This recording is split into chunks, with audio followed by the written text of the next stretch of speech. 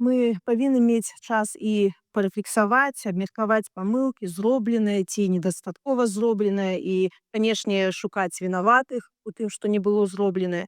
Але ў першую чаргу давайте сёння сфокусуемся на тым, што рабіць далей. Бо новы час патрабуе новых формаў барацьбы і новых ідэяў. Як дамагчыся вызвалення палітвязняў, як вывесці Беларусь з вайны і захаваць незалежнасць, як умацаваць наш рух, нашу суб'ектнасць, нашу супольнасць у свеце, як падтрымаць тых, хто працягвае барацьбу ўнутры краіны, як аслабіць рэжым і прыцягнуць яго да адказнасці. І, магчыма, самае галоўнае, як захаваць тую энергію, якую мы з вами адчувалі 5 гадоў таму.